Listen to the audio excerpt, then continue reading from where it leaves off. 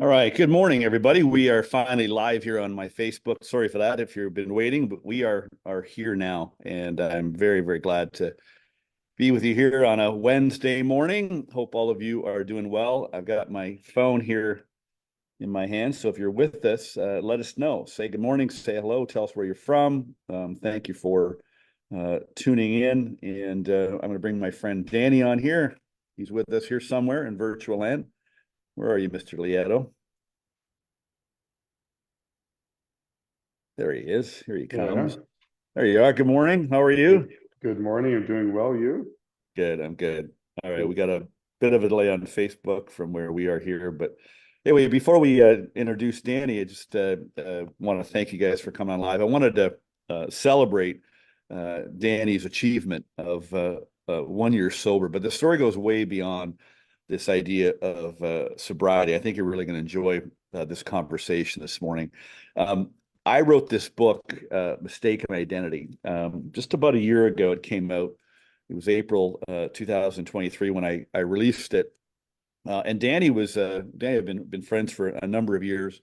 And he was one of the first people that went through the book. What I did when the book came out is I gathered a bunch of people together to do what I called an observational trial. The way I built this book, and I wrote this book, but I built this book, I wanted to put together a system that would help people really break free fast of any of the challenges and problems that they were facing in their life, whether it was trying to succeed in your business or your career, or bettering your relationships, or dealing with health problems. We have these kind of three major buckets of our life: our health, our finances, our relationships. I think we all just want peace of mind, financial security. We want to live life out the way we want to live it and be happy. And a lot of people are coming to me asking me, how I was able to succeed in spite of a very difficult past. If you don't know me, I'm not going to get into my story today, but we are going to give you a free preview of this book a little bit later on. We'll drop a link where you can grab a free preview of the book. And my story that was in the news that's in the beginning of the book kind of gives you a bit of background. But I wrote this book because I wanted to give people a process. I discovered a way that was way easier than I ever imagined. It was way quicker than I took. I took a long, long time. For 30 years, I've been pursuing success, trying to get ahead, trying to do better, trying to lead others to do better, et cetera. I wanted to show people that it wasn't as complicated as I made it. I thought it was really, really complicated. I made it complicated. I refuse to believe that it could be easy. I refuse to believe that it could be simple. I refuse to believe that it could be fast. And I also refuse to believe the idea that you could just let it go. Just let it go. Somebody told me, my mentor, just let it go. And I didn't believe that was possible. Anyway, Danny is a testament. He was one of the first people that went through this book. And anybody that buys this book, I always tell you, don't just buy the book. I want you to do the book. We'll talk a little bit about that, but the idea is it is a book that's meant to be used. It's a prescription, literally. It's a better prescription than some of the things my friend Danny tried. I'll tell you that, and he'll share that with you too. So we just wanted to I wanted to celebrate you, Danny, but also share a very compelling story because the traditional methods that we typically turn to when we're trying to get ahead, or if you're struggling, which a lot of people are, seems more than ever these days, there's a much better way There's a lot of noise out there. There's a lot of narratives been going on for quite a long time that don't really work. Generally, when people get in trouble, if they're struggling, say with their physical health or their mental health, they generally turn. Maybe they'll confide in somebody, maybe they won't, but they'll generally turn to maybe the doctor, and they'll go see a medical doctor. They may turn to a counselor or to a therapist to try to confide in and resolve their issues. Often people for years have turned to self-help. The self-help industry is I think it's now I don't know, a $60 billion industry. It's huge. Books, courses, seminars. Of course, these days people turn to their phones for their self-help hit, whether it's a YouTube video or some influencer, some guru that they're following, thinking they have the answer.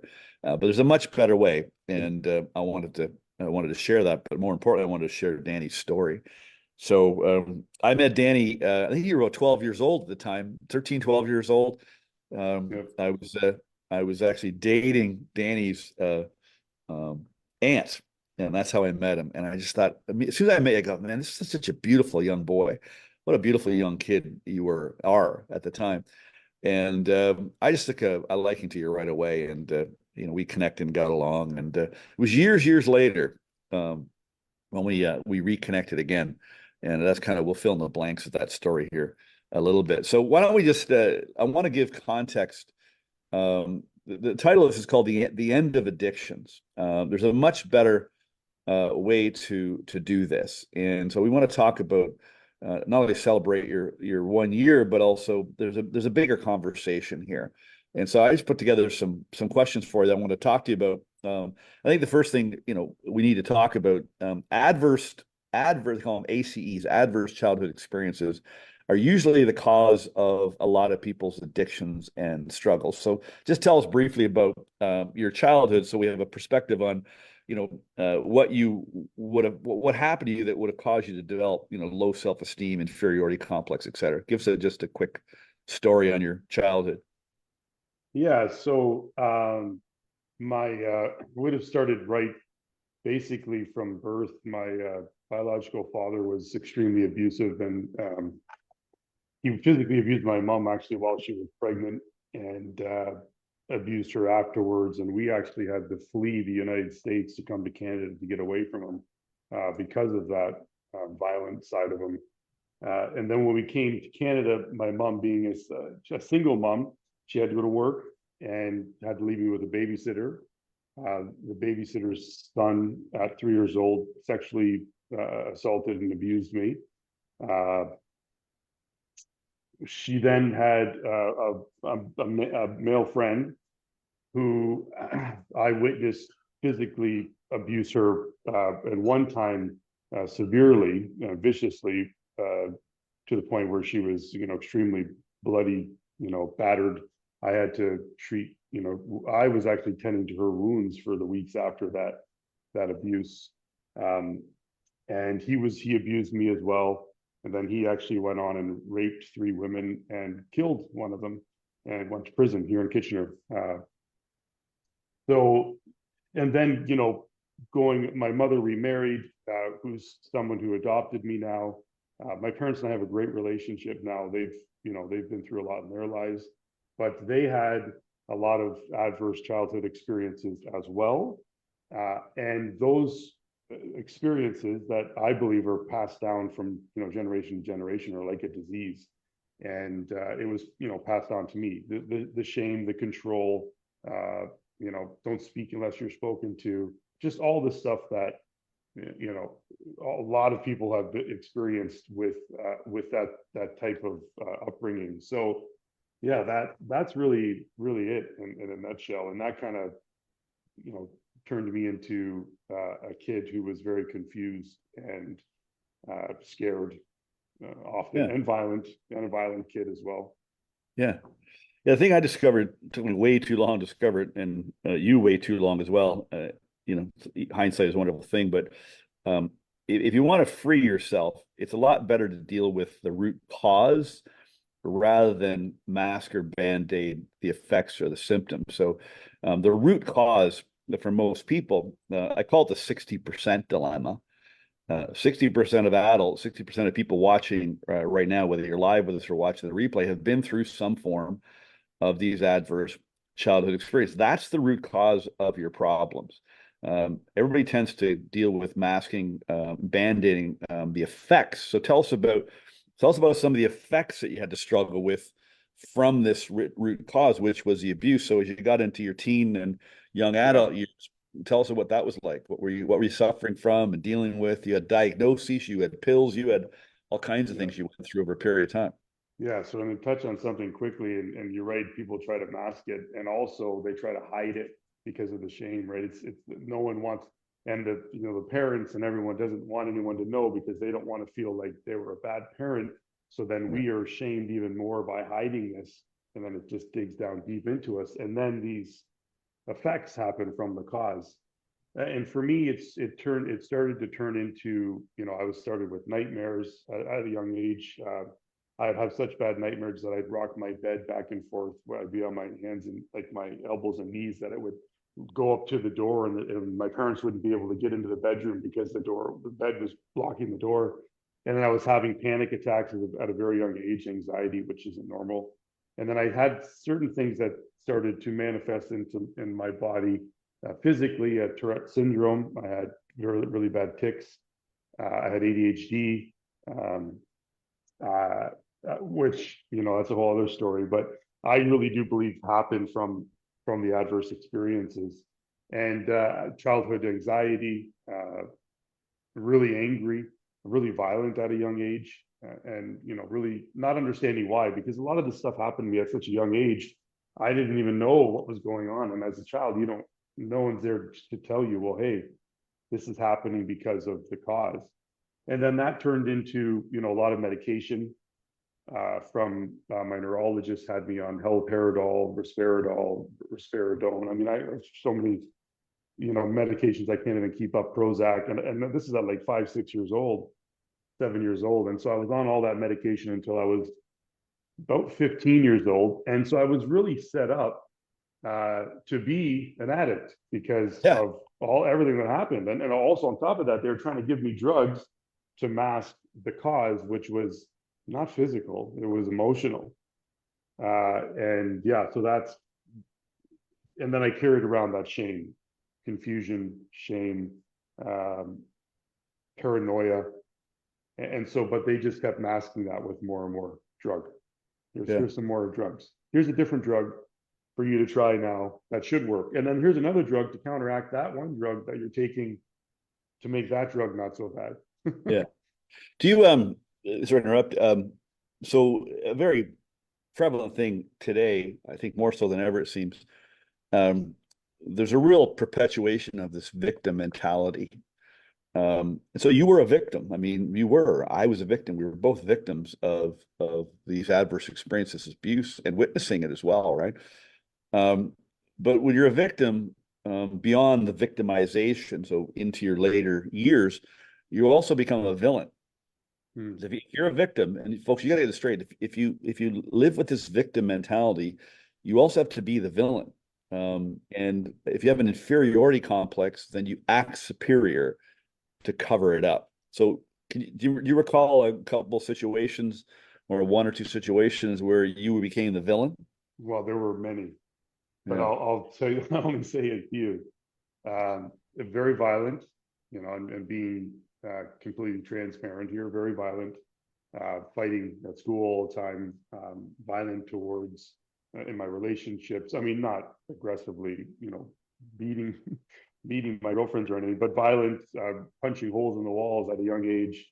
And then I was in and out of the system, the criminal system at a young age in high school, fighting all the time at high school.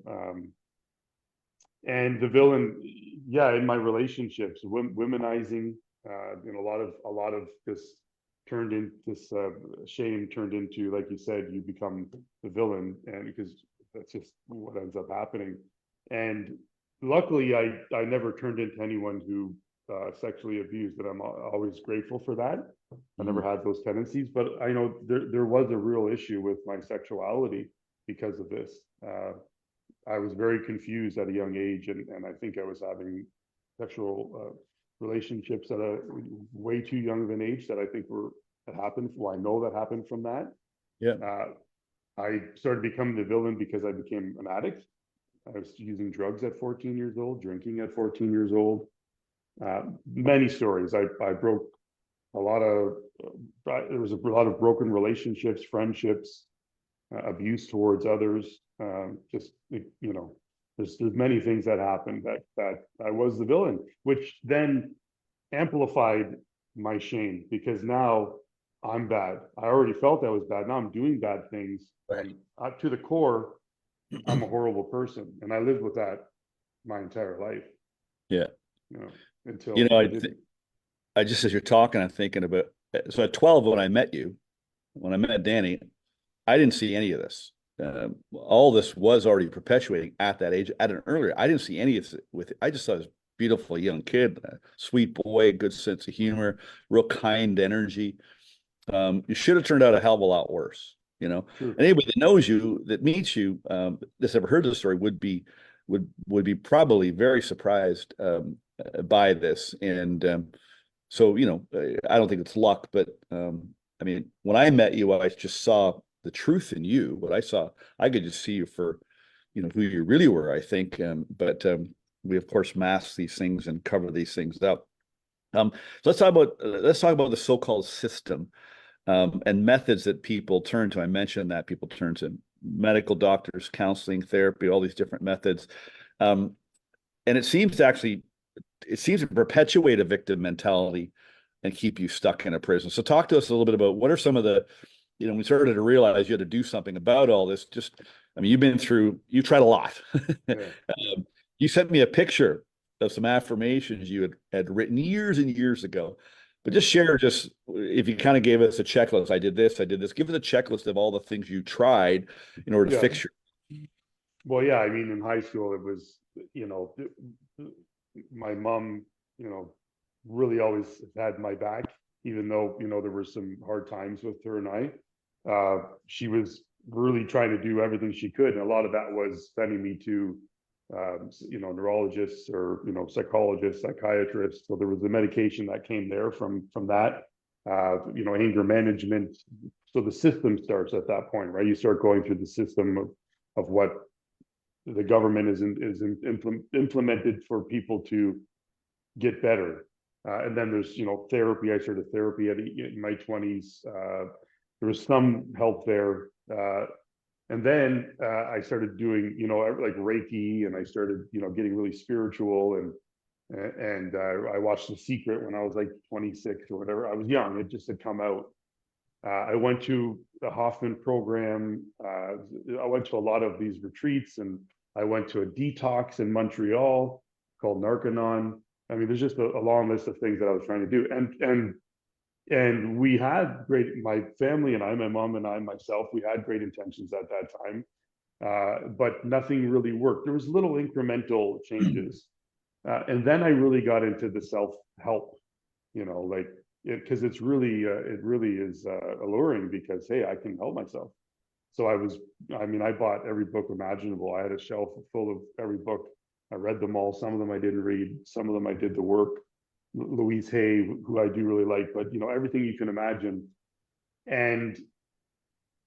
But it was always like everything is based around something is wrong with you and you need to fix yourself. And maybe not all these books are based on that, but the whole entire idea of self-help is that I need help and I need to fix myself. I'm the only one who can do it.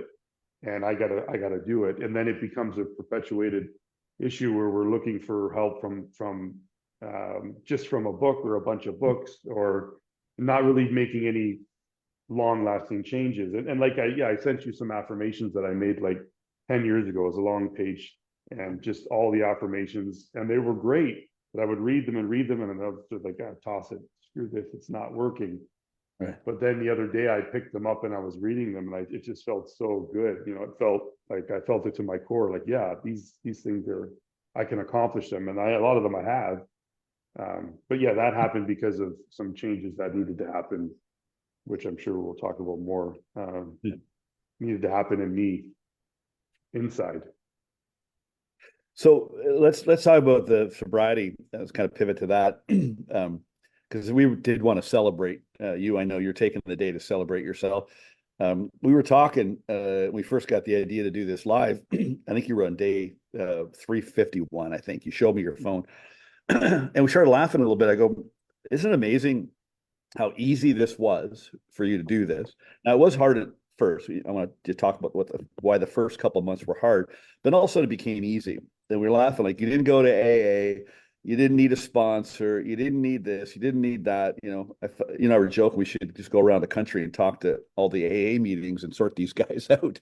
Yeah. Uh, and but let's just talk about when you quit a year ago.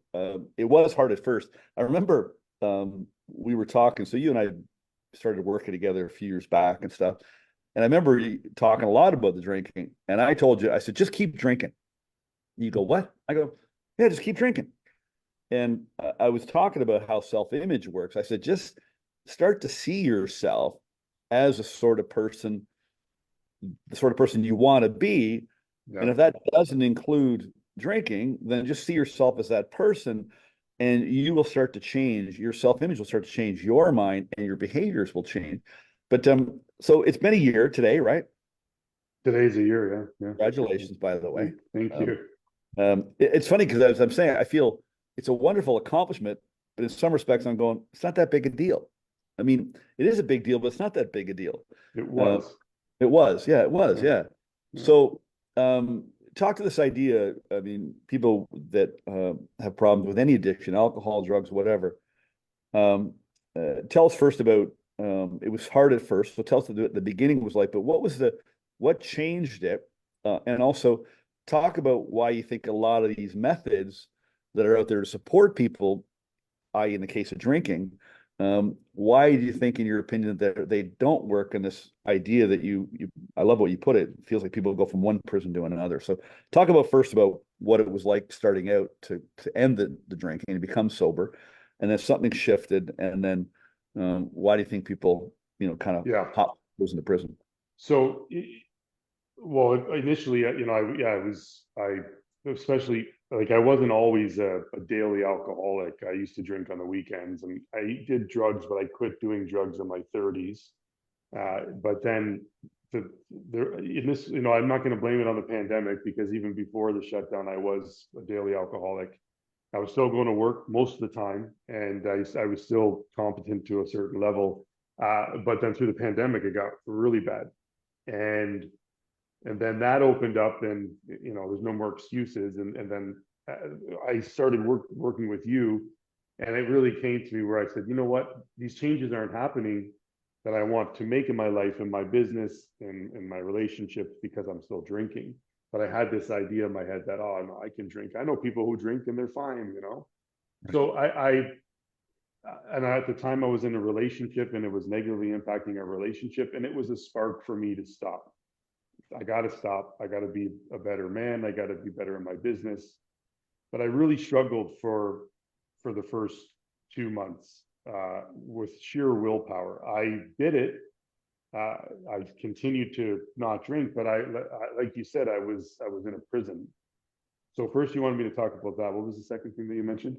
Well, just I mean, talk about when did the struggle end for you? Because it's been two of Right. 12 months. In the beginning, it was hard. People Yeah. struggle all the way through. And so talk a little bit about what changed, because really what changed for you is you just started to see yourself Yeah. differently, through getting you to see, why Right. you felt the way you felt about yourself, what we call your mistaken identity.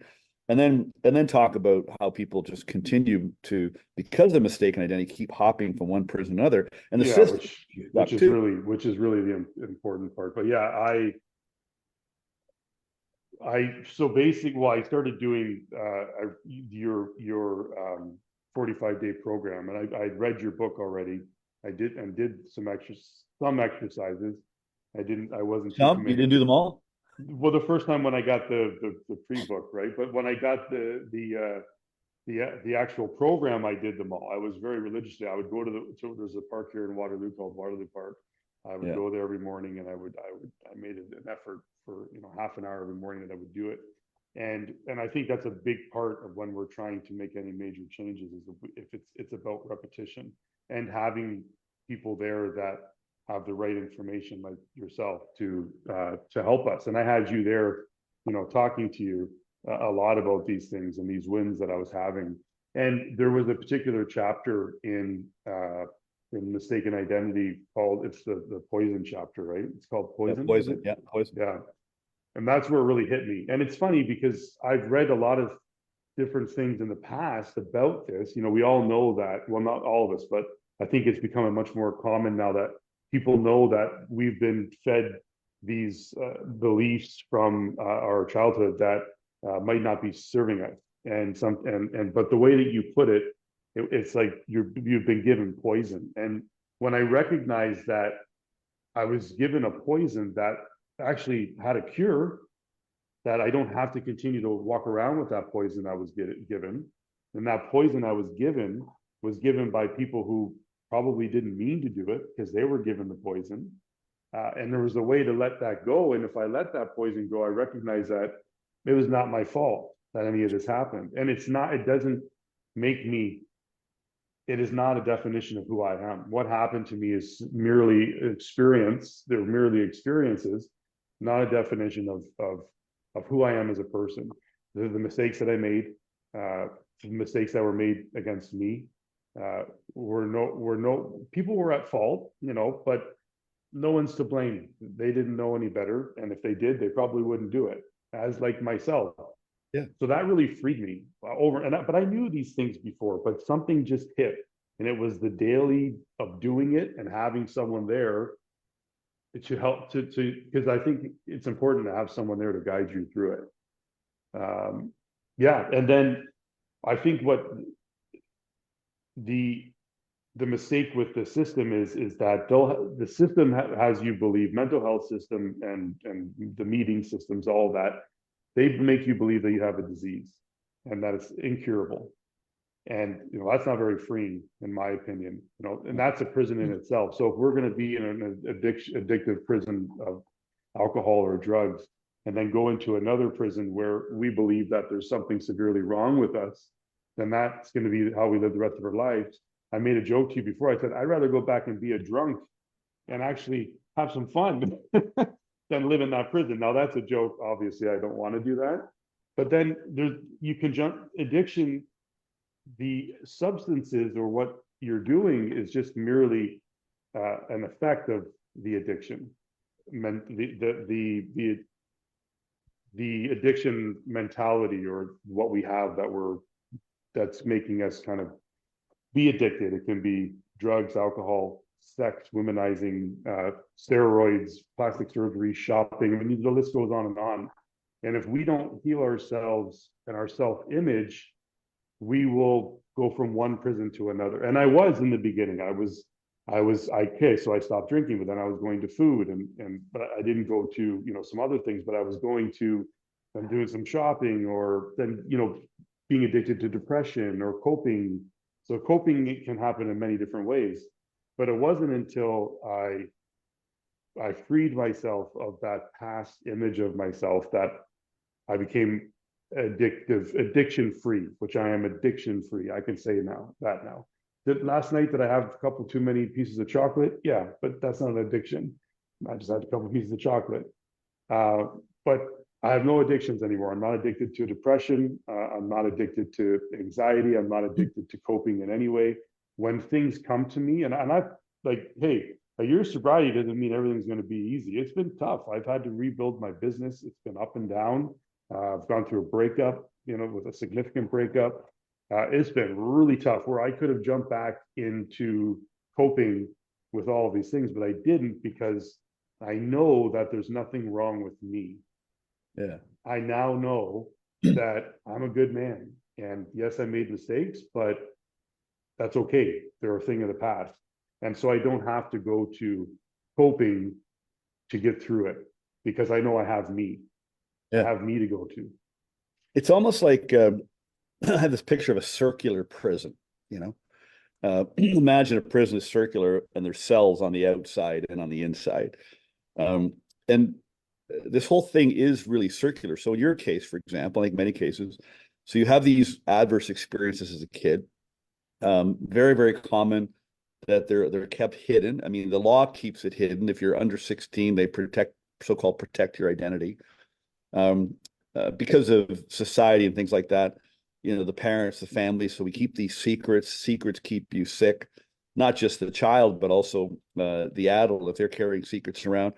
And so the result of that, the effect from the original cause, is all these problems with our emotional well-being, which then, of course, transpire and perpetuate in our physical world, whether it's our relationships, our health, et cetera. And when you don't have these, listen, you either grow up confident or you don't. Okay. If you're insecure, if you have a lot of self-doubt, if you have an inferiority complex, low self-esteem, chances are you went through something adverse. A lot of people have it blocked out, don't remember it, or it's been blocked out purposely by family, adults, et cetera, to keep the secrets safe. But that fosters these emotional feelings. And then when you feel that way, it shows up in your physical state. And then, of course, you turn to the doctors, and the doctors diagnose you, and they give you these labels, and they give you these pills, and all in an effort to help you. And there's all these things you mentioned, the different things you tried, but it's really just coping, right? You're basically just trying to cope with how you feel, and sometimes the relief lasts a while. It's often temporary, but you basically just go from one prison to another. And what we've got to get, there's a chapter about a book, and it's bold for me to say, but I think I found the cure. Now, it's not my cure. It is the cure. And you got to get to the root cause of what it is that causes you to feel the way you feel, see yourself the way you see yourself, and do it as you do, and harm yourself and others. And then, of course, when you do that, you put yourself back in prison. So before we go here, let's wrap up and talk about where you are now, because as you said, and I often forget about it, you had a difficult, I've just focused on the celebration thing. I go, man, oh man, this is good. But I do recall the last year, and lots of conversations. You did have a very difficult year, which most people, even if they hadn't gone through what you'd gone through, right, as a young person, and even if you had not been, addicted to alcohol or drugs, whatever, many people would turn to the things that you've been living with for a long, long time to deal with what you went through this year. So how is that? How is it that you can just quit like that, and in spite of all the difficulties and the struggles, get yourself to a point now where you are not an addict. You're not going to stand up and go, I'm an alcoholic. I mean, you're free of all of that. Yeah. How is that? And tell us where you are now. What's it like for you now? And why are you free of all of this? Like I said to you one time, I dropped 200 pounds of shame, and that's why I'm free, right? I no longer have shame, and I stand up for myself. I say what I feel that I believe without caring what other people think. Like today, normally I would never have been able to come on here and tell my story because I would be worried what people would think, but I don't care anymore. If you like me, Yeah. you like me. If you don't, you don't. I know I'm a good person. That's not egotistical. That's not like I don't care what anyone thinks, because I do. I'm still a kind person. But that's very freeing, losing all of that shame. So there's no reason for me to cope with those things. And I think the like we talked about, the system will have you want to continue to tell yourself that you're an addict and that you have a disease, and you can't be helped without without help. And I don't need that, and I do believe that other people don't need that. Like you said, once you get to the core of why these things are happening, and you drop all of the shame, and you're free to be you, and no one stands in your way, no one controls you anymore, then you're free. And then, because I stand up now and I say, I'm not an addict, I'm not an alcoholic. I'm not violent. I don't claim to be anything like that. I'm free. And that's how I'm going to live the rest of my life, free. And I believe other people can do it too. And I know, because if I can, You can do it, because I struggled, man. I was a drug addict at 14 years old. I was doing drugs. I was doing chemical drugs, not just smoking pot. I was an alcoholic. Uh, and it's not just sheer willpower, because willpower does not get you through it. You'll end up back to it over and over and over again. And I'm free of all addiction now, and not just substances. I'm free from having to search for a relationship. I don't need to search for that. A lot of people are out those, they're searching for love to make them happy, when that's not going to make them happy. Love will come to you when you're free and ready. And I don't search for it. And I did in the past. I don't use anything to cope, and I'm free. And that's the way that it should be. I don't think anyone should let anyone tell them that they have a disease and that it's incurable, especially one that comes from the mind. Yeah. Especially when it comes from the mind. Mhm. Well, I'd love to talk to you all day long. There's so much in this story. I certainly encourage you to reach out to Danny and connect with him. And I think what I discovered anyway, and I think you discovered too, is that this we end up with this mistaken identity. We have the wrong opinion of ourselves, the feelings towards ourselves, and it's all because of our experiences when we were young. Even if they're not adverse, you didn't have to go through what Danny and I went through. You could have grown up in a lovely family with lovely, loving parents. They're still together and married and all that stuff, and you're still dealing with these coping mechanisms and these problems. And we generally do in a tough time. But I wanted to ask you, how you were feeling about yourself when we were trying all these methods and they weren't working. We generally tend to turn on ourselves, and the cure really is to really get to the root cause of all these problems. Now, you don't have to go dredging up the past and all that. You can if you like, but you should assemble some facts. And when you have the truth about who you are, then it's a lot easier to drop these negative feelings and associations that you have naturally watching, like, listening to you today. And then again, thinking about, I remember the kitchen table in the basement on Byron Avenue in Kitchener, Ontario, where I first met you. And I still see you that way. And people listening to you will see this beautiful side to you. And so I think people, they get stuck in an emotional prison. They got arrested. It was a case of mistaken identity. And if you can free yourself by seeing your story and seeing yourself differently, like get to the truth of who you really are and the truth of why you feel the way you feel, you can free yourself from that, and you get rid of this dis-ease. I was talking to somebody the other day, and they go, I have a disease. I go, no, you don't. You might be at dis-ease, but it doesn't mean you have a disease. But they're locked into a narrative too. So listen, I wanted to come on and celebrate you, but I think beyond the celebration, there's a lot of important elements in your story, and I'm on a mission, and I know Danny helps me too and helps others. We're just on a mission to try to get people to get to the truth. And there's a much easier way. The current methods and narrative, they're supportive, they're complementary, but they ultimately, for the most part, keep a lot of people stuck. And I don't want to see people stuck when they don't need to. So any closing remarks you want to leave with people before we wrap up? Well, and I would say that I would say the same thing, that these therapies and things, they do have their place. But I will say this: we are what we believe that we are. And you hear these quotes all the time. So if we believe that we are diseased, then we are diseased. If we believe that we can't cure ourselves, then we won't. So yeah. Yeah. And it's easy to get locked into these narratives. So I think you've got a better narrative now that you're following and listening to, and your own narrative as well, which is freeing.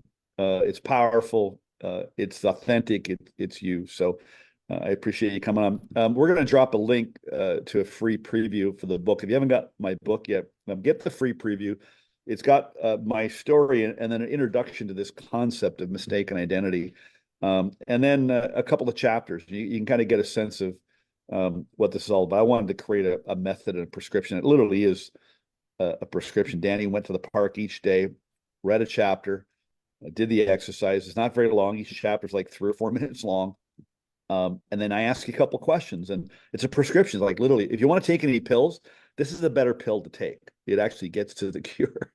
So I encourage you to grab the free download if you haven't got it, and connect with Danny as well, and um, drop some comments in if you're watching the replay. We'd love to hear your perspective, and we might need to correct your perspective if you're off track. But we're just here to help you, and I want to thank you, Danny, for coming on, and it's going to be a wonderful year. Thank you for having me. It is. Thank you for having me. Okay, thanks everybody. Take care.